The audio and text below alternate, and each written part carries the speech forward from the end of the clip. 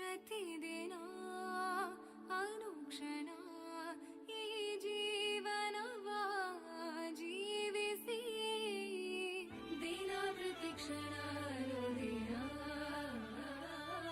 ಹೊಸತನವನ್ನು ಹೊಂದಿ. ಫೋರ್ಟಿಸ್ ಜೀವಿಸಿ ಜಯಿಸಿ.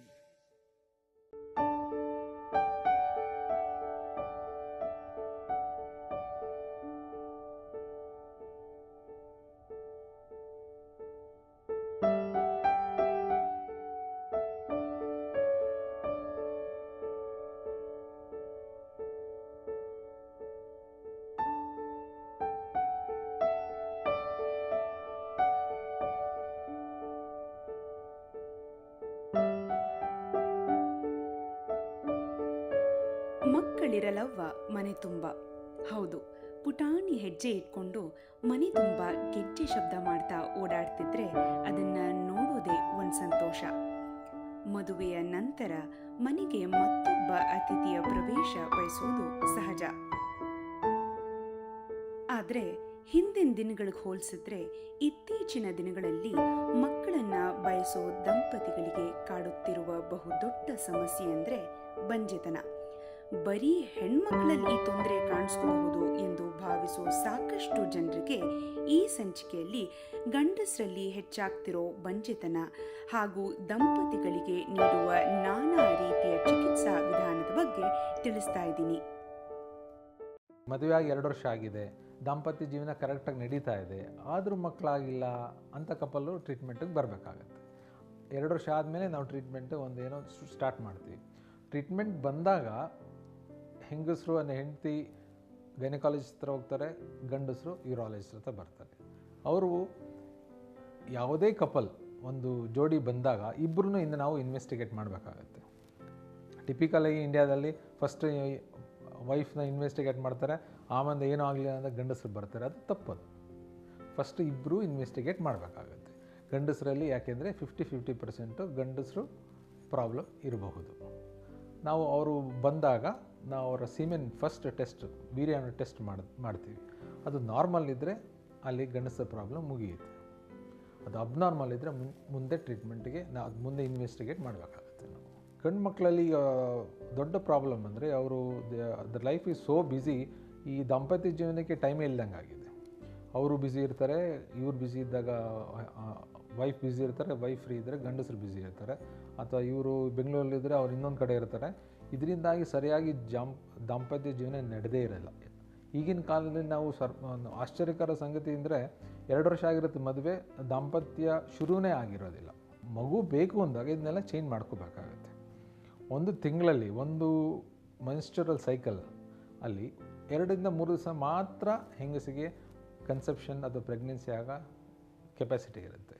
ಅದನ್ನು ನಾವು ಕರೆಕ್ಟಾಗಿ ಕಂಡಿಡಿದು ಕರೆಕ್ಟಾಗಿ ಆ ದಿನಗಳಲ್ಲಿ ಮಾತ್ರ ದಾಂಪತ್ಯ ನಡೆದಾಗ ಮಕ್ಕಳಾಗುತ್ತೆ. ಈ ವಿಚಾರನ ನಾವು ದಂಪತಿಗಳಿಗೆ ಫಸ್ಟ್ ಬಂದಾಗ ಹೇಳ್ತೀವಿ ಕರೆಕ್ಟಾಗಿ. ಸುಮಾರು ಜನಕ್ಕೆ ಗೊತ್ತಿರುತ್ತೆ, ಈಗಿನ ಕಾಲದಲ್ಲಿ ಇಂಟರ್ನೆಟ್ ಯುಗ ಇದು, ಆದರೂ ಸುಮಾರು ಜನಕ್ಕೆ ಗೊತ್ತಿರೋದಿಲ್ಲ. ಇದನ್ನು ಫಸ್ಟ್ ಅಂದರೆ foremost thing we educate them. ಇದನ್ನು ಎಜುಕೇಟ್ ಮಾಡಿ ಯಾವಾಗ ಇಂಪಾರ್ಟೆಂಟು, ಯಾವತ್ತು ನೀವು ಸೇರಬೇಕು, ಮಿಕ್ಕಿದ್ದ ಸೇರೋದಲ್ಲಿ ಮಕ್ಕಳಾಗೋದಕ್ಕೆ ಮೀನಿಂಗ್ಲೆಸ್, ಅಂದರೆ ಯಾವತ್ತು ಸೇರಿದ್ರೆ ಮಾತ್ರ ಮಕ್ಕಳಾಗುತ್ತೆ ಅಂತ ಹೇಳ್ಕೊಡ್ತೀವಿ ನಾವು. ಗಂಡಸರಿಗೆ ಯಾವ ರೀತಿಯ ತೊಂದರೆಗಳು ಬರಬಹುದು ಎಂದು ವೈದ್ಯರಿಂದ ತಿಳಿಯೋಣ. ಸುಮಾರು ಗಂಡಸರಿಗೆ ಈ ಸಂಭೋಗ ಕ್ರಿಯೆಯಲ್ಲಿ ಅಲ್ಲಿ ನಿಮಿರುವಿಕೆ ಅಂದರೆ ಎರೆಕ್ಷನ್ ಆಗೋದಿಲ್ಲ. ಬೇರೆ ಟೈಮಲ್ಲಿ ಆಗುತ್ತೆ ಅವ್ರಿಗೆ. ಅದೇನೋ ನೆನೆಸ್ಕೊಂಡಾಗ, ಏನೋ ಒಂದು ಇಮ್ಯಾಜಿನೇಷನ್ ಮಾಡ್ಕೊಂಡಾಗ, ಮ್ಯಾಸ್ಟರ್ಬೇಷನ್ ಮಾಡಿದಾಗ ಆಗುತ್ತೆ. ಆ ಸಂಭೋಗ ಕ್ರಿಯೆಗೆ ಬಂದಾಗ ಅವರಿಗೆ ನಿಮಿರುವಿಕೆ ಆಗೋದಿಲ್ಲ. ಇದೊಂದು ಕಂಡೀಷನ್ ರಿಫ್ಲೆಕ್ಸ್ ಥರ. ಇದಕ್ಕೆ ಏನಿಲ್ಲ, ಕೌನ್ಸಿಲಿಂಗ್ ಮಾಡಿ ಅವ್ರಿಗೆ ಎಜುಕೇಟ್ ಮಾಡಿದ್ರೆ ಅದು ನಿಧಾನಕ್ಕೆ ಚೇಂಜ್ ಆಗುತ್ತೆ. ಒಂದು ಕೆಲವರಿಗೆ ಶೀಘ್ರ ಸ್ಖಲನ ಅಂದರೆ ಪ್ರಿಮೇಚೂರ್ ಎಜಾಕ್ಯುಲೇಷನ್ ಅಂತ ಆಗುತ್ತೆ. ಇಂಟರ್ಕೋರ್ಸ್ ಸ್ಟಾರ್ಟ್ ಮಾಡೋಕ್ಕಿಂತ ಮುಂಚೆನೇ ಅದು ಎಜಾಕ್ಯುಲೇಟ್ ಆಗಿಬಿಡುತ್ತೆ, ವೀರ್ಯ ಬಂದುಬಿಡುತ್ತೆ. ಇದು ಒಂದು ದೊಡ್ಡ ಪ್ರಾಬ್ಲಮ್ ಇರುತ್ತೆ. ಇದಕ್ಕೂ ಜಾಸ್ತಿ ಕಾಂಪ್ಲಿಕೇಶನ್ ಏನಿಲ್ಲ. ಇದು ಸಿಂಪಲ್ಲಾಗಿ ಒಂದು ಕೌನ್ಸಿಲಿಂಗ್ ಮಾಡಿ, ಸಿಂಪಲ್ ಮೆಡಿಸಿನ್ ಅವೈಲಬಲ್ ಇದೆ ಈಗ ಪ್ರೆಸೆಂಟ್ ಡೇಸಲ್ಲಿ. ಅದು ಕೊಟ್ಟಾಗ ಅದು ಎಜಾಕ್ಯುಲೇಷನ್ನು ಡಿಲೇ ಆಗುತ್ತೆ. ಕೆಲವರಿಗೆ ಹೊಸದಾಗಿ ಮದುವೆ ಆಗಿರುತ್ತೆ, ಹೆಣ್ಣನ್ನು ನೋಡೇ ಇರೋದಿಲ್ಲ, ಮುಟ್ಟೇ ಇರೋದಿಲ್ಲ, ಅದರಿಂದಾಗಿ ತುಂಬ ಎಕ್ಸೈಟ್ ಆಗಿ ಎಜಾಕ್ಯುಲೇಷನ್ ಆಗುತ್ತೆ. ಅದು over A period of time ಸ್ವಲ್ಪ ಕೌನ್ಸಿಲಿಂಗ್, ಸ್ವಲ್ಪ ಟ್ರೀಟ್ಮೆಂಟ್ ಕೊಟ್ಟಾಗ ಸರಿ ಹೋಗುತ್ತೆ. ಇನ್ನೊಂದು ತೊಂದರೆ ಅಂದರೆ ಎಷ್ಟೊಂದು ಜನಕ್ಕೆ ಎರೆಕ್ಷನ್ ಸರಿಯಾಗಿ ಆಗೋದಿಲ್ಲ, ಗಡಸ್ತನ ಬರೋದಿಲ್ಲ. ಯಾವುದೇ ಕಾರಣ ಇರ್ಬೋದು, ಡಯಾಬಿಟಿಸ್ ಇರ್ಬೋದು, ಹೈಪರ್ ಟೆನ್ಷನ್ ಇರ್ಬೋದು, ಅಥವಾ ಸಿಂಪಲ್ಲಾಗಿ ವರ್ಕ್ ಪ್ರೆಷರ್ ಇರ್ಬೋದು, ಸ್ಟ್ರೈನ್ ಲೈಫ್ ಇರ್ಬೋದು, ನಿದ್ದೆ ಮಾಡಿರೋಲ್ಲ ಸರಿಗೆ, ಊಟ ಸರಿಗಿರೋದಿಲ್ಲ, ಅಥವಾ ಒಂದು ಡಿಫಿಕಲ್ಟ್ ರಿಲೇಷನ್ ಇರ್ಬೋದು. ಇದರಿಂದ ಆಗೂ ಕೂಡ ಅವರಿಗೆ ಎರೆಕ್ಷನ್ ಸರಿಯಾಗಿ ಆಗೋದಿಲ್ಲ. ಇದನ್ನು ನಾವು ಐಡೆಂಟಿಫೈ ಮಾಡಿ ಅದನ್ನ ಟ್ರೀಟ್ಮೆಂಟ್ ಮಾಡಬೇಕಾಗುತ್ತೆ. ಆರೋಗ್ಯವಾಗಿ ಕಾಣೋ ಗಂಡಸರಲ್ಲೂ ಕೂಡ ಅವರಿಗೇ ಗೊತ್ತಿಲ್ಲದೆ ತೊಂದರೆ ಇರಬಹುದು. ಇದರ ಬಗ್ಗೆ ಹೆಚ್ಚಿನ ಮಾಹಿತಿ ತಿಳಿಯೋಣ. ಮೊಟ್ಟ ಮೊದಲ ಪ್ರಾಬ್ಲಮ್ ಏನು ಅಂದರೆ, ಸೀಮೆನ್ ಕ್ವಾಲಿಟಿ ಪೂರಿದ್ದಾಗ, ವೀರ್ಯಾಣುದ ಕ್ವಾಲಿಟಿ ಪೂರಿದ್ದಾಗ ಕನ್ಸೆಪ್ಷನ್ ಆಗೋದಿಲ್ಲ. ಬಟ್ ಇದು ಯಾವುದೇ ರೀತಿಯಲ್ಲಿ ಫಿಸಿಕಲ್ ಸಿಂಪ್ಟಮ್ಸ್ ಆಗಿ ಕಾಣೋದಿಲ್ಲ. ಇದರಿಂದಾಗಿ ಗಂಡಸು ಏನು ತಿಳ್ಕೊತಾನೆ, ನಮಗೆಲ್ಲ ನಾರ್ಮಲ್ ಇದೆ, ನನಗೇನು ತೊಂದರೆ ಇಲ್ಲ ಅಂದ್ಕೊಂಡಿರ್ತಾನೆ. ಅದು ವೆರಿಕೋಸಿಲ್ ಆಗಿರ್ಬೋದು, ಅಥವಾ ಪ್ರಿಮೆಚೂರ್ ಎಜಾಕ್ಯುಲೇಷನ್ ಆಗಿರ್ಬೋದು, ಅದು ಏನು ಕಾಣೋದಿಲ್ಲ. ಈ ಪ್ರಾಬ್ಲಮ್ ನಾವು ಇನ್ವೆಸ್ಟಿಗೇಷನ್ ಮಾಡಿದಾಗ ಮಾತ್ರ ಗೊತ್ತಾಗುತ್ತೆ. ಅದರಿಂದಾಗಿ ಅವರು ಏನು ತೊಂದರೆ ಇದ್ದರೂ ಡಾಕ್ಟರ್ ಹತ್ರ ಬಂದು ಇನ್ವೆಸ್ಟಿಗೇಷನ್ ಮಾಡಿ ಟ್ರೀಟ್ಮೆಂಟ್ ತೊಗೊಂಡಾಗ ಅದು ಬೇಗ ಡಯಾಗ್ನೋಸ್ ಆಗುತ್ತೆ, ಬೇಗ ಟ್ರೀಟ್ಮೆಂಟ್ ಆಗುತ್ತೆ, ಸಕ್ಸಸ್ಫುಲ್ ಆಗುತ್ತೆ. ಸಿಂಪ್ಟಮ್ ಇಲ್ಲದೆ ಇರೋದು ಅಂದರೆ ಗಂಡಸಿಗೆ ಗೊತ್ತಿಲ್ಲದೆ ಅಂತ ಇರೋದು ಸಿಂಪಲ್ಲಾಗಿ varicocele. Varicocele this is the commonest cause of male infertility. 50% of time male infertility cause is varicocele. Varicocele ಅಂದರೆ ಏನು? ವೆರಿಕೋಸಿಲ್ ಅಂದರೆ ಒಂದು ಡೈಲೇಟೆಡ್, ಅಂದರೆ ಟಾರ್ಷಿಯಸ್, ಈ ನೀವು ಪೈಲ್ವಾನ್ಗಳಲ್ಲಿ ಲೆಗ್ಗಲ್ಲಿ ಕಾಲಲ್ಲಿ ನೋಡ್ಬೋದು, ದೊಡ್ಡ ದೊಡ್ಡ ವೇನ್ಸ್ ಇರುತ್ತೆ. ಅದೇ ಥರ ಅದಕ್ಕೆ ವೆರಿಕೋಸ್ ವೇನ್ಸ್ ಅಂತಾರೆ. ಇದು ಟೆಸ್ಟಿಸ್ ಅಲ್ಲ, ಆದರೆ ಅದಕ್ಕೆ ವೆರಿಕೋಸೀಲ್ ಅಂತಾರೆ. ವೆರಿಕೋಸೀಲ್ ಏನಾಗುತ್ತೆ, ಅಲ್ಲಿ ರಕ್ತ ಕಟ್ಟಿಕೊಂಡು ಅದು ಹೀಟಪ್ ಆಗಿ ಬೀಜದ ಕೆಲಸ ಕಮ್ಮಿಯಾಗಿ ಸೀಮೆನ್ ಕ್ವಾಲಿಟಿ ಸಫರ್ ಆಗುತ್ತೆ. This is varicocele. ಇದು ಯಾರಿಗೆ ಜಾಸ್ತಿ ಇರುತ್ತೆ? ನಿಂತ್ಕೊಂಡು ಯಾವಾಗಲೂ ಕೆಲಸ ಮಾಡ್ತಾರೆ, police, sales person, postman, sentry, guards, ಇವರಿಗೆ ಜಾಸ್ತಿ ಇರುತ್ತೆ. ಅಥವಾ ಹೆವಿ ವರ್ಕ್ ಮಾಡ್ತಾರೆ, like machine tool work, sports person, athletes, ಇಂಥವ್ರಿಗೆ ಜಾಸ್ತಿ ಇರುತ್ತೆ. ವೆರಿಕೋಸಿಲ್ ಲಕ್ಕಿಲಿ ಅದು ಒಂದು ಈಸಿಯಾಗಿ ಟ್ರೀಟ್ ಮಾಡೋಂಥ ಕಾಯಿಲೆ. ನಮಗೆ ಇನ್ಫರ್ಟಿಲಿಟಿ ಟ್ರೀಟ್ ಮಾಡಿದಾಗ ವೆರಿಕೋಸಿಲ್ ಬಂದಾಗ ನಮಗೆ ಅದು ಸಿಂಪಲ್ ಟ್ರೀಟ್ಮೆಂಟ್, ಮೈಕ್ರೋ ಸರ್ಜರಿ ಮಾಡಿ ಇದು ಕರೆಕ್ಟ್ ಮಾಡಿದ್ರೆ ತುರಂತರ ಸೀಮೆನ್ ಕ್ವಾಲಿಟಿ ಇಂಪ್ರೂವ್ ಆಗುತ್ತೆ ಅವರಿಗೆ. ಅಂದರೆ ತುಂಬ ಲೇಟಾಗಿ ಬಂದರೆ ಆವಾಗ ಸರ್ಜರಿ ಮಾಡಿದ್ರೆ ಅದು ಇಂಪ್ರೂವ್ಮೆಂಟ್ ಆಗೋದಿಲ್ಲ. ಅರ್ಲಿಯಾಗಿ ಬಂದು ಗ್ರೇಡ್ 1 ಗ್ರೇಡ್ 2ನಲ್ಲಿ ಬಂದಾಗ ಸ್ವಲ್ಪ ಸಫರ್ ಆಗ್ತಾ ಇದೆ, 6 ತಿಂಗಳಾಗಿದೆ, 1 ವರ್ಷ ಆಗಿದೆ, ಸ್ಟಾರ್ಟ್ ಆಗಿದೆ ವೆರಿಕೋಸಿಲ್ ಅಂತ, ಆವಾಗ ಮಾಡಿದಾಗ ರಿಸಲ್ಟ್ಸ್ ತುಂಬ ಚೆನ್ನಾಗಿ ಬರುತ್ತೆ. ಸೀಮೆನ್ ಕ್ವಾಲಿಟಿ ಇಮಿಡಿಯೇಟ್ ಇಂಪ್ರೂವ್ ಆಗುತ್ತೆ, ಪ್ರೆಗ್ನೆನ್ಸಿ ಆಗುತ್ತೆ. ಗಂಡಸರಿಗೆ ಚಿಕಿತ್ಸೆ ಕೊಡುವ ಮುನ್ನ ಯಾವ ರೀತಿಯ ಪರೀಕ್ಷೆಗಳನ್ನು ಮಾಡಲಾಗುತ್ತೆ? ಹಲವಾರು ಟೆಸ್ಟ್ಗಳಿದೆ. ಬಟ್ ಅವರು ಮಾತಾಡಿದಾಗ ಸ್ವಲ್ಪ ಕೇಳಿದಾಗ, ಡೀಟೇಲಾಗಿ ಕೇಳಿದಾಗ ವಾಟ್ ಈಸ್ ದ ಪ್ರಾಬ್ಲಮ್ ಅಂದಾಗ ಗೊತ್ತಾಗುತ್ತೆ ಅವರಿಗೆ. ಅಡಿಕ್ವೇಟ್ ಹಾರ್ಡ್ನೆಸ್ ಇರೋದಿಲ್ಲ, ಅಂದರೆ ಗಡ್ಸು ಎಷ್ಟು ಆಗಬೇಕು ಪೆನಿಟ್ರೇಷನ್ ಸಕ್ಸಸ್ಫುಲ್ ಇಂಟರ್ಕೋರ್ಸ್ಗೆ ಅಷ್ಟು ಇರೋದಿಲ್ಲ. ಅದರಿಂದಾಗಿ ಇಂಟರ್ಕೋರ್ಸ್ ಆಗ್ತಿರಲ್ಲ. ಅದನ್ನು ಅವರು ಹಲವಾರು ಗಂಡಸರು ಅದನ್ನು ಮುಚ್ಚಿಟ್ಟಿರ್ತಾರೆ. ನಿಧಾನ ಕೇಳಿದಾಗ ಕೂತ್ಕೊಂಡು ಡಿಸ್ಕಸ್ ಮಾಡಿದಾಗ ಅದು ಹೊರಗೆ ಬರುತ್ತೆ. ಒಂದು ಇನ್ನು Doppler test of the pineal Doppler ಅಂತ ಮಾಡಿದಾಗ ಅದು ಗೊತ್ತಾಗುತ್ತೆ, ಇದ್ರ ವೀಕ್ನೆಸ್ ಇದೆ, ಅದು ಎರೆಕ್ಷನ್ ಸರಿಯಾಗಿ ಆಗ್ತಿಲ್ಲ ಅಂತ. ಈ ಥರ ಬಂದಾಗ ಅದಕ್ಕೆ ಮೆಡಿಕಲ್ ಟ್ರೀಟ್ಮೆಂಟ್ಸ್ ಎಲ್ಲ ಇರುತ್ತೆ. ಫಸ್ಟ್ ಮೆಡಿಕಲ್ ಟ್ರೀಟ್ಮೆಂಟ್ ಕೊಡ್ತೀವಿ, ಅದರಲ್ಲಿ ಮೋಸ್ಟ್ ಆಫ್ ದಿ ಗಂಡಸರಿಗೆ ಎರೆಕ್ಷನ್ ಚೆನ್ನಾಗಿ ಇಂಪ್ರೂವ್ ಆಗುತ್ತೆ. ಎರೆಕ್ಷನ್ ಇಂಪ್ರೂವ್ ಆದಾಗ successful intercourse and thus successful pregnancy or conception happens. ಅದಾಗದಿದ್ದಾಗ ಅದಕ್ಕೆ ಸರ್ಜಿಕಲ್ ಟ್ರೀಟ್ಮೆಂಟ್ಸ್ ಇರುತ್ತೆ, ಲೈಕ್ ಪಿನಿಯಲ್ ಪ್ರಾಸೆಸಸ್ ಎಲ್ಲ ಮಾಡಿದ್ರೆ ಎರೆಕ್ಷನ್ ಪರ್ಮನೆಂಟಾಗಿ ಇಂಪ್ರೂವ್ ಆಗುತ್ತೆ. ಹೆಣ್ಣು ಮಕ್ಕಳಲ್ಲಿ ಋತುಚಕ್ರದ ಏರುಪೇರಿನಿಂದಾಗಿ ಸಾಕಷ್ಟು ಸಮಸ್ಯೆ ಎದುರಾಗಬಹುದು. ಅದರಲ್ಲಿ ಬಹಳ ಮುಖ್ಯವಾಗಿ ಕಂಡುಬರುವ ತೊಂದರೆ ಅಂದರೆ PCOD ಅಥವಾ ಪಾಲಿಸಿಸ್ಟಿಕ್ ಓವೇರಿಯನ್ ಸಿಂಡ್ರೋಮ್ ಅಥವಾ ಪಾಲಿಸಿಸ್ಟಿಕ್ ಓವೇರಿಯನ್ ಡಿಸೀಸ್. ಇದರ ಬಗ್ಗೆ ಮಾಹಿತಿ ಪಡೆಯೋಣ.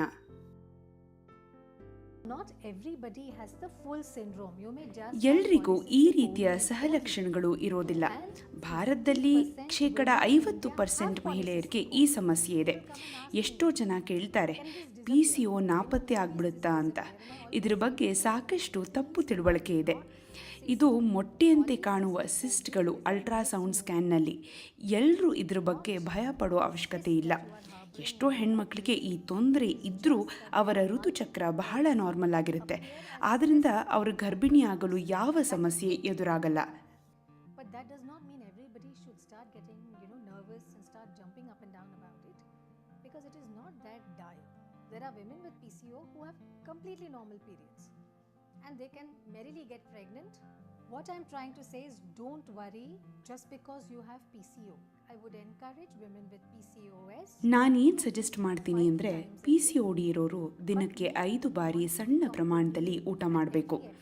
45 ನಿಮಿಷಗಳ ಕಾಲ ಕಡ್ಡಾಯವಾಗಿ ವ್ಯಾಯಾಮ ಮಾಡಬೇಕು. Which they should satisfy with drinking maybe lots of fluids. They must exercise for between 30 to 45 minutes every day. And that should be a kind of exercise where they sweat it out. So not just walking in the park slowly, but they should do brisk walking where they actually sweat out at the end of the half an hour or 45 minutes.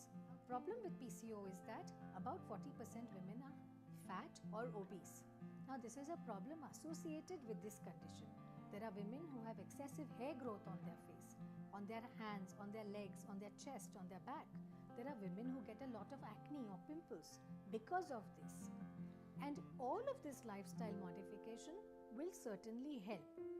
Despite the lifestyle modification, if you are still struggling, you need medical therapy with the help of ಇವೆಲ್ಲವನ್ನು life style change ಮಾಡೋದ್ರಿಂದ ಮಾತ್ರೆಗಳ ಮೂಲಕ ಕಂಟ್ರೋಲ್ಗೆ ತರಬಹುದು. Laparoscopic drilling ಕೂಡ ಬಹಳ ಸಹಾಯ ಮಾಡುತ್ತೆ. ಇವೆಲ್ಲವೂ ಗರ್ಭಧಾರಣೆ ಆಗಲು ಸಹಾಯ ಮಾಡಲಿಲ್ಲ ಅಂದರೆ ಮಾತ್ರ ಆಗ IVF ಮಾಡಬೇಕಾಗತ್ತೆ. ಆದ್ದರಿಂದ ಈ ಸಮಸ್ಯೆ ಬಗ್ಗೆ ಆತಂಕ ಪಡೋ ಬದಲು ಒಂದಿಷ್ಟು ಲೈಫ್ ಸ್ಟೈಲ್ ಚೇಂಜಸ್ ಮಾಡಿಕೊಂಡ್ರೆ ನಿಮ್ಮ ಆರೋಗ್ಯವನ್ನು ಸುಧಾರಿಸ್ಕೋಬಹುದು. ಈಗ ನೀವು ಎಚ್ಚೆತ್ಕೊಳ್ಳಿಲ್ಲ ಅಂದರೆ ಮುಂದೆ 40 ಅಥವಾ 45 ವರ್ಷ ಆದಮೇಲೆ ಹಾರ್ಟ್ ಪ್ರಾಬ್ಲಮ್ ಅಥವಾ ಡಯಾಬಿಟಿಸಿಂದ ತೊಂದರೆಗೀಡಾಗಬಹುದು. the manifestation of the syndrome. So it is not a syndrome that people need to really get psyched about, but they really need to work towards making it better, because if they don't make it better now in their 20s and 30s, they will struggle when they cross 40s because of the risk of diabetes and heart disease. ಪ್ರತಿದಿನ ಅನುಕ್ಷಣ ಈ ಜೀವನವ ಜೀವಿಸಿ ದಿನ ಪ್ರತಿಕ್ಷಣ ದಿನ ಹೊಸತನವನ್ನು ಹೊಂದಿ. Fortis ಜೀವಿಸಿ ಜಯಿಸಿ. ಹೆಣ್ಣು ಮಕ್ಕಳಿಗೆ ಗರ್ಭಧಾರಣೆ ಆಗಲು IVF ಅಥವಾ ಟೆಸ್ಟ್ ಟ್ಯೂಬ್ ಬೇಬೀಸ್ ಸಾಕಷ್ಟು ಉಪಕಾರಿಯಾಗಿದೆ. ಆದರೆ IVFನ ಕೊನೆಯ ಅಸ್ತ್ರವನ್ನಾಗಿ ಯಾಕೆ ಉಪಯೋಗಿಸ್ತಾರೆ ಎಂದು ತಿಳಿಯೋಣ. ಇನ್ ವಿಟ್ರೋ ಫರ್ಟಿಲೈಸೇಷನ್ ಅಥವಾ ಪ್ರಣಾಳಿಯ ಶಿಶು. ಅಂಡಾಶಯಗಳಲ್ಲಿ ಬಿಡುಗಡೆಯಾಗುವ ಮೊಟ್ಟೆಗಳನ್ನು ವೀರ್ಯಾಣು ಜೊತೆ ಸೇರಿಸಿ ಇದರಿಂದ ಆಗುವ ಭ್ರೂಣವನ್ನು ಹೆಣ್ಣಿನ ಗರ್ಭಕೋಶಕ್ಕೆ ಸೇರಿಸಲಾಗುತ್ತೆ. ಬಂಜೆತನದ ಚಿಕಿತ್ಸೆಗಾಗಿ ಬರುವ ದಂಪತಿಗಳಿಗೆ IVFನ ಯಾವಾಗಲೂ ಕೊನೆಯ ಅಸ್ತ್ರವನ್ನಾಗಿ ಬಳಸ್ತೀವಿ. ಒಂದು ಚಿಕಿತ್ಸೆ ಎಲ್ಲ ದಂಪತಿಗಳಿಗೂ ಸೂಕ್ತ ಆಗಿರೋದಿಲ್ಲ. ಬೇರೆ ರೀತಿಯ ಚಿಕಿತ್ಸೆಗಳು ಅಂದರೆ ಓವ್ಯುಲೇಷನ್ ಇಂಡಕ್ಷನ್, ಇಂಟ್ರಾಯೂಟ್ರೈನ್ ಇನ್ಸೆಮಿನೇಷನ್ ಅಂದರೆ ಗರ್ಭಾಶಯದ ಒಳಗಿನ ಗರ್ಭಧಾರಣೆ. ಇವೆಲ್ಲ ಚಿಕಿತ್ಸೆಗಳು ವಿಫಲವಾದ ಮೇಲೆ ಮಾತ್ರ IVFನ ಬಳಕೆ ಮಾಡಲಾಗುತ್ತೆ. Without directly jumping to IVF. IVF is for those patients who have tried all the other therapies that can be used for them, such as ovulation induction or intrauterine insemination. And if they have failed with this, then yes, they can go for IVF. But IVF will be definitely required for couples where the woman has completely blocked tubes. There is no way I can do IUI or ovulation induction because the tubes are blocked. There's no way the egg and the sperm can meet. Or there are men ಹೆಂಗಸರಲ್ಲಿ block tubes ಹಾಗೂ ಗಂಡಸರಲ್ಲಿ ವೀರ್ಯಾಣುಗಳ ಕೊರತೆ ಇದ್ದಾಗ ಬೇರೆ ರೀತಿಯ ಚಿಕಿತ್ಸೆ ಉಪಯೋಗಕ್ಕೆ ಬರೋದಿಲ್ಲ. ಆಗ ಮಾತ್ರ IVFನ ಬಳಕೆ ಮಾಡಲಾಗುತ್ತೆ. directly without going through all the other options first. Cost of IVF is very high. ಇತರ ಚಿಕಿತ್ಸೆಗಳಿಗೆ ಹೋಲಿಸಿದ್ರೆ IVF ಬಹಳ ದುಬಾರಿಯಾದ ಚಿಕಿತ್ಸೆ. ಒಂದು ಟ್ರೀಟ್ಮೆಂಟ್ ಸೈಕಲ್ಗೆ ಸುಮಾರು 1 ರಿಂದ 2 ಲಕ್ಷ ಆಗಬಹುದು. ಅದಲ್ಲದೆ ಪ್ರತಿ ಸಲ ಚಿಕಿತ್ಸೆ ಫಲಕಾರಿಯಾಗುತ್ತೆ ಎಂದು ಹೇಳಲಾಗೋದಿಲ್ಲ. ಕೇವಲ 40% ಮಾತ್ರ ಸಕ್ಸಸ್ ರೇಟ್ ಇರೋದು. ಇದಕ್ಕೆ 2 ರಿಂದ 3 ಸಲ ಈ ಟ್ರೀಟ್ಮೆಂಟ್ ತಗೊಳ್ಬೇಕಾಗತ್ತೆ. To achieve a pregnancy. ಆದಷ್ಟು ಬೇಗ ಬಂದು ಅದಕ್ಕೆ ಟ್ರೀಟ್ಮೆಂಟ್ ಪ್ರಾಬ್ಲಮ್ ಐಡೆಂಟಿಫೈ ಮಾಡಿ ಟ್ರೀಟ್ಮೆಂಟ್ ತಗೊಂಡಾಗ success of the treatment becomes more.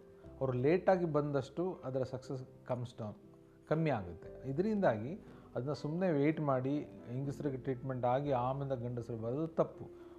The day one ಗಂಡಸರು ಬಂದಾಗ ಅದು ಅರ್ಲಿಯಾಗಿ ಟ್ರೀಟ್ಮೆಂಟ್ ತೊಗೊಂಡಾಗ ಈ ಪ್ರೆಸೆಂಟ್ ಟೆಕ್ನಾಲಜಿ, ಆಲ್ ಪಾಸಿಬಲ್ ಟೆಕ್ನಾಲಜಿನ ಯೂಸ್ ಮಾಡಿ ಅವ್ರಿಗೆ ನಾವು ಬೆಸ್ಟ್ ಟ್ರೀಟ್ಮೆಂಟ್ ಕೊಟ್ಟಾಗ success that is conception happens in a much better way rather than waiting. ಸುಮ್ಮನೆ ವೆಯ್ಟ್ ಮಾಡಿ ಲೇಟಾಗಿ ಬಂದಾಗ ನಾವು ಏನು ಮಾಡೋಕ್ಕಾಗೋದಿಲ್ಲ, ಅದು ಅಷ್ಟು ಪ್ರಾಬ್ಲಮ್ ಆಗಿಬಿಟ್ಟಿರುತ್ತೆ.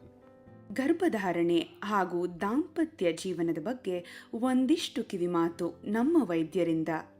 ಹಲವಾರು ಗಂಡಸರಿಗೆ ಸೀಮೆನ್ ಟೆಸ್ಟ್ ಮಾಡಿದಾಗ ಒಂದು ಸ್ಪರ್ಮ್ಸ್ ಕೂಡ ಇರೋದಿಲ್ಲ. ಇದು ಟೆಸ್ಟಿಸಿಂದ ಪ್ರೊಡಕ್ಷನ್ ಆಗದೇ ಇರ್ಬೋದು, ಅಥವಾ ಟೆಸ್ಟಿಸಿಂದ ಪ್ರೊಡಕ್ಷನ್ ಆಗಿ ಮಧ್ಯದಲ್ಲೇ ನಿಲ್ಬೋದು, ಅಥವಾ ಪ್ರೊಡಕ್ಷನಲ್ಲೇ ಪ್ರಾಬ್ಲಮ್ ಇರ್ಬೋದು. ಬಟ್ ಆದರೆ ಇವತ್ತಿನ ಪ್ರೆಸೆಂಟ್ ಡೇ ಅಡ್ವಾನ್ಸ್ ಟೆಕ್ನಾಲಜಿಯಿಂದ ಈವನ್ ಒಂದು ಸ್ಪರ್ಮ್ ಸಿಕ್ಕಿದಾಗೂ ನಾವು ಸಕ್ಸಸ್ಫುಲ್ ಕನ್ಸೆಪ್ಷನ್ ಮಾಡಿ ಆರ್ಟಿಫಿಷಿಯಲಾಗಿ ಅದನ್ನು ನಾವು ಪ್ರೆಗ್ನೆನ್ಸಿಯಾಗಿ ಕನ್ವರ್ಟ್ ಮಾಡ್ಬೋದು. ಇದನ್ನು ಎಲ್ಲರೂ ತಿಳ್ಕೊಂಡಿರಬೇಕು. We don't require 120 million sperms to have a normal pregnancy. Even one sperm is enough for a pregnancy. That can happen naturally, ಅಥವಾ ನಾವು ಆ ಥರ ನ್ಯಾಚುರಲ್ ಆಗದಿದ್ದಾಗ ನಾವು ಆರ್ಟಿಫಿಷಿಯಲಾಗಿ ಅದನ್ನು ತೊಗೊಂಡು ಟೆಸ್ಟಿಸಿಂದ ಅಥವಾ ಎಪಿಡಿಡಿಸಿಂದ ತೊಗೊಂಡು ಫರ್ಟಿಲೈಸ್ ಮಾಡಿ ಅದನ್ನು ನಾವು ಪ್ರೆಗ್ನೆನ್ಸಿಯಾಗಿ ಕನ್ವರ್ಟ್ ಮಾಡ್ಬೋದು. ಮನೇಲಿ ಹೋದಾಗ ಗಂಡಸರು ಕಂಫರ್ಟಬಲ್ ಕ್ಲೋತಿಂಗ್ ಹಾಕಬೇಕು, ತುಂಬ ಟೈಟ್ ಹಾಕಬಾರ್ದು, ತುಂಬ ಬಿಸಿ ಸ್ನಾನ ಅವಾಯ್ಡ್ ಮಾಡಬೇಕು, ಸ್ಮೋಕಿಂಗ್ ಆಲ್ಕೋಹಾಲ್ ಬಿಟ್ಬಿಡಬೇಕು, ಆದಷ್ಟು ನ್ಯಾಚುರಲ್ ಫುಡ್ ತೊಗೋಬೇಕು, more of fruits, vegetables, dry fruits ತೊಗೋಬೇಕು. ಈ ಜಿಮ್ಮಲ್ಲಿ ಆರ್ಟಿಫಿಷಿಯಲಾಗಿ ಸಿಗೋಂಥ ಪ್ರೋಟೀನ್ಸು, ಹಾರ್ಮೋನ್ಸು ಅದನ್ನೆಲ್ಲ ಅವಾಯ್ಡ್ ಮಾಡಬೇಕು. Overall healthy lifestyle lead ಮಾಡಬೇಕು. That is very important. My simple advice to couples is that when they are approaching someone for subfertility management, they have to understand that they are in it together. The blame game should not exist that you are at fault or I am at fault, and one must not lose their self-confidence because a particular fault was found in the male or the female. They have to just understand that they have to work to make it better for both of them. So a little bit of compromise here and there helps, and supporting each other during the therapy, coming for appointments together. On a one-off occasion, if one person cannot attend, I understand. ದಂಪತಿಗಳು ಈ ಟ್ರೀಟ್ಮೆಂಟ್ಗೆ ಒಟ್ಟಾಗಿ ಬರಬೇಕು. ಒಬ್ರನ್ನೊಬ್ರು ದೂಷಿಸದೆ positive ಆಗಿದ್ದು treatment ತಗೊಳ್ಳೋದ್ರಿಂದ ನಿಮ್ಮ confidence ಕೂಡ ಹೆಚ್ಚುತ್ತೆ. ಇದರಿಂದ positive results ಸಿಗುತ್ತೆ. ಪ್ರತಿದಿನ ಅನುಕ್ಷಣ ಈ ಜೀವನವ ಜೀವಿಸಿ ದಿನ ಪ್ರತಿಕ್ಷಣ ನುಡಿನ ಹೊಸತನವನ್ನು ಹೊಂದಿ. Fortis ಜೀವಿಸಿ ಜಯಿಸಿ.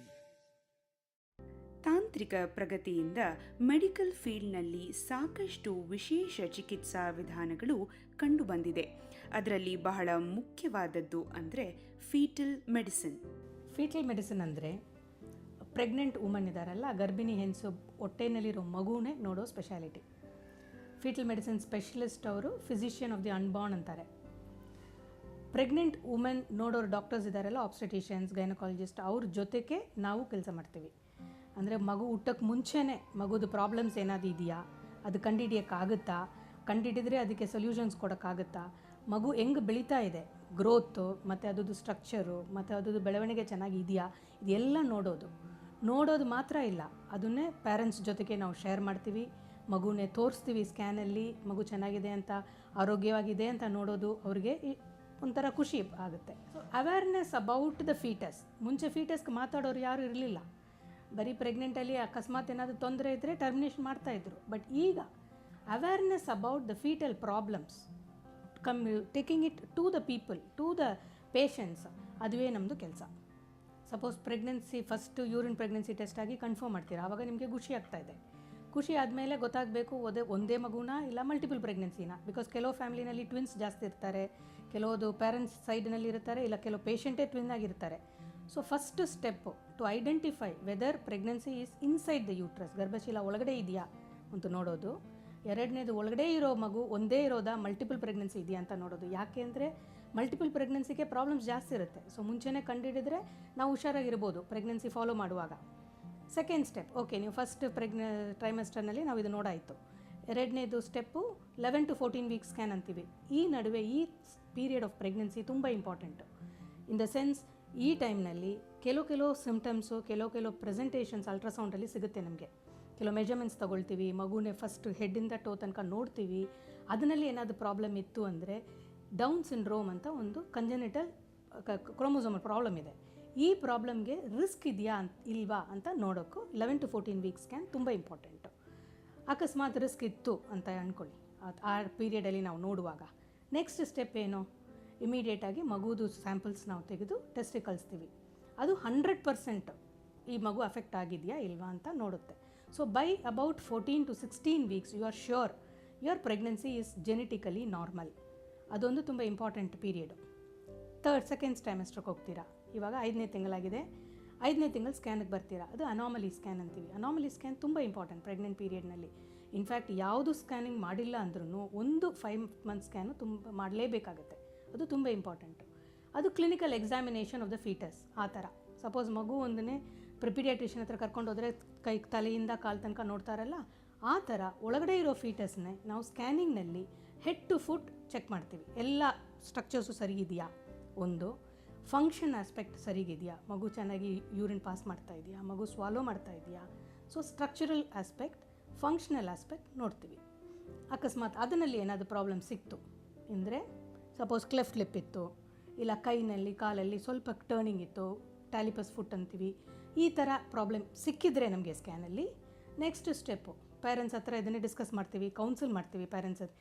ಈ ಥರ ಪ್ರಾಬ್ಲಮ್ಮು ವೆದರ್ ಲೀತಲ್ ಪ್ರಾಬ್ಲಮ್ ಅಂದರೆ ಮುಂದೆ ಪ್ರೆಗ್ನೆನ್ಸಿ ಮುಂದೆ ಒರೆಸೋಕ್ಕಾಗಲ್ಲ ಆ ಥರ ಪ್ರಾಬ್ಲಮ್ಮು, ಇಲ್ಲ ಟ್ರೀಟ್ಮೆಂಟ್ ಸಿಗ್ಬೋದು ಇದಕ್ಕೆ ಕರೆಕ್ಟ್ ಪರ್ಸನ್ ಹತ್ರ ನಾವು ಡೈರೆಕ್ಟ್ ಮಾಡಿದರೆ ಈ ಸ್ಟ್ರಕ್ಚರಲ್ ಪ್ರಾಬ್ಲಮ್ ಖಂಡಿತವಾಗಿ 100% ಕರೆಕ್ಟ್ ಮಾಡ್ಬೋದು ಡೆಲಿವರಿ ಆದಮೇಲೆ ಅಂತ ಈ ಥರ ಇನ್ಫಾರ್ಮೇಷನ್ ಕೊಡೋದು. So counselling for the parents when and structural problem is picked up in scan. That is our important aspect during our 5th month scan. Next ಆಯಿತು 5 ಮಂತ್ ಸ್ಕ್ಯಾನ್ ಆಯಿತು, you are going towards your delivery period. 9ನೇ ತಿಂಗಳಲ್ಲಿ ಮಗು ಸುತ್ತು ನೀರು ಚೆನ್ನಾಗಿದೆಯಾ, ಮಗುಗೆ blood flow ಹೋಗೋದು ಚೆನ್ನಾಗಿದೆಯಾ, ಅಕಸ್ಮಾತ್ ತಾಯಿಗೆ BP ಶುಗರ್ ಏನಾದರೂ ಬಂದಿದ್ದರೆ ಪ್ರೆಗ್ನೆನ್ಸಿನಲ್ಲಿ ಅದರಿಂದ ಮಗು ಏನು ಅಫೆಕ್ಟ್ ಆಗಿಲ್ವಾ, ಇಷ್ಟೂ ನೋಡೋದು ಫೈನಲ್ ಟ್ರೈಮೆಸ್ಟರ್ನಲ್ಲಿ. ಸೊ ನಾವು ಒಂದೊಂದು ಪೀರಿಯಡ್ನಲ್ಲೂ ನಾವು ಇನ್ಫಾರ್ಮೇಷನ್ ಕೊಡುವಾಗ ಪ್ರೆಗ್ನೆಂಟ್ ಪೇಷಂಟ್ಗೊಂದು ಇನ್ಫಾರ್ಮೇಷನ್ ಸಿಗುತ್ತೆ, ಸೆಕೆಂಡು ಅವ್ರನ್ನ ಟ್ರೀಟ್ ಮಾಡೋ ಆಬ್ಸ್ಟೆಟಿಷಿಯನ್ಗೆ ಕರೆಕ್ಟ್ ಇನ್ಫಾರ್ಮೇಷನ್ ಸಿಗುತ್ತೆ.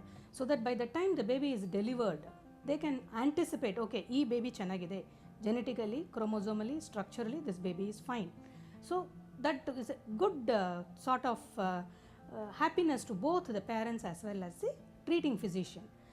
ಇಲ್ಲ ಈ ಮಗುಗೆ ಏನಾದರೂ ಪ್ರಾಬ್ಲಮ್ ಇರ್ಬೋದು, ಓಕೆ ಡೆಲಿವರಿ ಆದಮೇಲೆ ಈ ಪ್ರಾಬ್ಲಮ್ ನಾವು ಆ್ಯಂಟಿಸಿಪೇಟ್ ಮಾಡ್ಬೋದು, ಇಮಿಡಿಯೇಟಾಗಿ ಪೀಡಿಯಾಟ್ರಿಕ್ ಸರ್ಜನ್ ಹತ್ರನೋ ಪೀಡಿಯಾಟ್ರಿಕ್ ಕಾರ್ಡಿಯಾಲಜಿಸ್ಟ್ ಹತ್ರನೋ ರೆಫರ್ ಮಾಡೋಕ್ಕೆ ಕರೆಕ್ಟಾಗಿರುತ್ತೆ.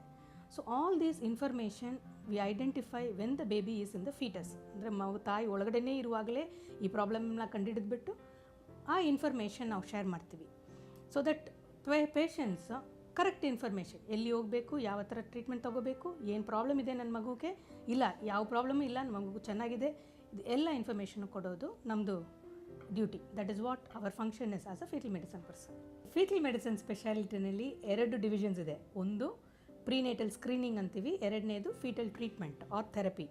ಬೈ ಚಾನ್ಸ್ ನಾವು ಈ ಸ್ಕ್ಯಾನಲ್ಲಿ ಈ ಪ್ರಾಬ್ಲಮ್ ಲೈಕ್ ಡೌನ್ ಸಿಂಡ್ರೋಮ್ ಇಟ್ಕೊಳ್ತೀವಿ, ಡೌನ್ ಸಿಂಡ್ರೋಮ್ ಇದೆ ಅಂತ ಡಯಾಗ್ನೋಸ್ ಮಾಡಾಯಿತು ನಮ್ಮದು ಸ್ಕ್ರೀನಿಂಗ್ ಟೆಸ್ಟಲ್ಲಿ. Next option is left the parents. ಕೆಲವರು ಏನು ಹೇಳ್ತಾರೆ, ನಮ್ಮದು ತುಂಬ ವರ್ಷ ಆದಮೇಲೆ ಪ್ರೆಗ್ನೆನ್ಸಿ ಆಗಿರೋದು, ನಾವು ಈ ಪ್ರೆಗ್ನೆನ್ಸಿನಲ್ಲಿ ಮುಟ್ಟೋದಿಲ್ಲ ಅಂತಾರೆ. ಕೆಲವರು ಡ್ಯೂ ಟು ರಿಲಿಜಿಯಸ್ ರೀಸನ್ಸ್ ಪ್ರೆಗ್ನೆನ್ಸಿನೇ ಮುಟ್ಟಲ್ಲ ಅಂತಾರೆ. But that information is given to them, ಈ ಬೇಬಿ ಅಫೆಕ್ಟ್ ಆಗಿದೆ, ಸೊ ನೀವು ಮುಂದೆ ಒರೆಸೋದಾ ಬೇಡವಾ ನಿಮ್ಮದು ಅಂತ ನಾವು ಕೊಡ್ತೀವಿ.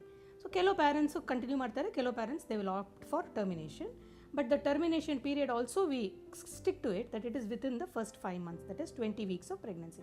ಸೊ ಎಲ್ಲ ಡಯಾಗ್ನೋಸಿಸು ಮತ್ತು treatment modality everything is suggested to them before 20 weeks. There are other options. Suppose ಮಗುಗೆ ಅನಿಮಿಯಾ ಇದೆ ಅಂತ ಅಂದ್ಕೊಳ್ಳಿ, ಸಪೋಸ್ ತಾಯಿ RH ನೆಗೆಟಿವ್, ತಂದೆ RH ಪಾಸಿಟಿವ್, ಆ ಥರ ಇರೋ ಮಗುಗೆ, ಆ ಥರ ಇರೋ ಪೇರೆಂಟ್ಸ್ಗೆ ಹುಟ್ಟೋ ಮಗು especially the second child there is a high chance for it to have foetal anaemia, RH incompatibility ಅಂತೀವಿ.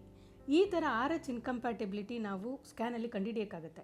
Especially from 14 weeks onwards we will start screening the baby. So the moment ನಾವು ಫೀಟಸ್ ಅನಿಮಿಯಾ ಆಗಿದೆ, foetal haemoglobin ಕಮ್ಮಿ ಆಗಿದೆ ಅಂದರೆ ಇಂಟ್ರಾಯೂಟ್ರೈನ್ transfusion ಮಾಡ್ತೀವಿ.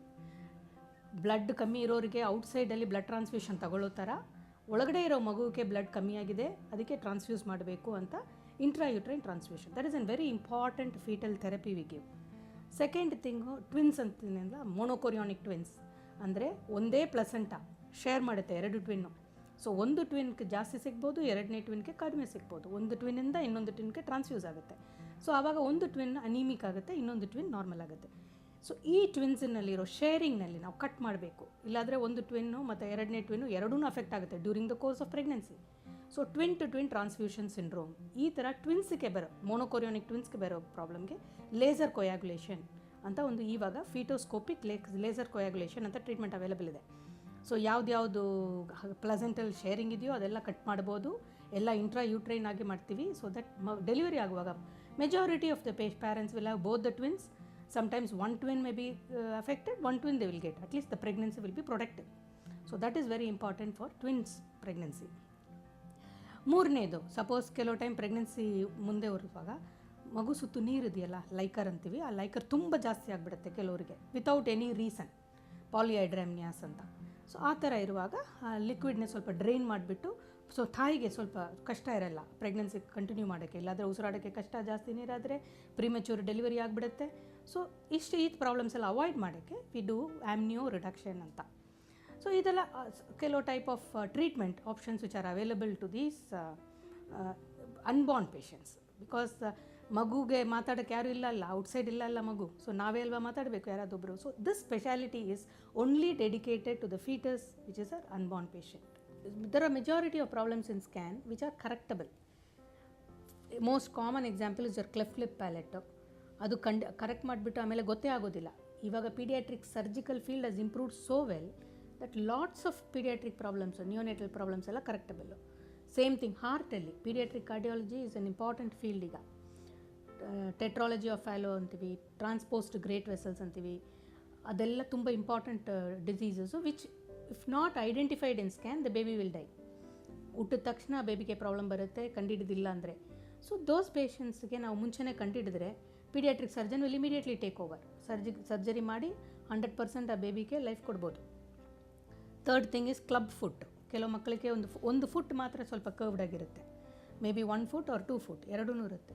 But those are also 100% correctable problems.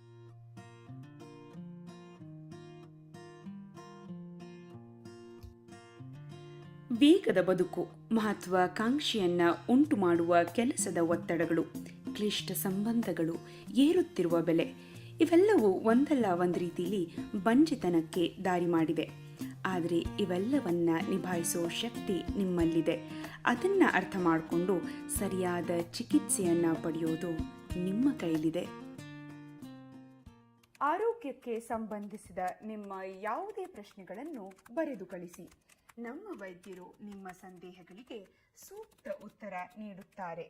Email ವಿಳಾಸ gvcjayasee@fortishealthcare.com. ದೂರವಾಣಿ ಸಂಖ್ಯೆ 9986141801 08066214444. ಪ್ರತಿದಿನ ಅನುಕ್ಷಣ ಈ ಜೀವನವ ಜೀವಿಸಿ, ದಿನ ಪ್ರತಿಕ್ಷಣ ದಿನ ಹೊಸತನವನ್ನು ಹೊಂದಿ, ಪ್ರತಿದಿನ ಅನುಕ್ಷಣ ಈ ಜೀವನವ ಜೀವಿಸಿ, ದಿನ ಪ್ರತಿಕ್ಷಣ ದಿನ ಹೊಸತನವನ್ನು ಹೊಂದಿ. Fortis, ಜೀವಿಸಿ ಜಯಿಸಿ.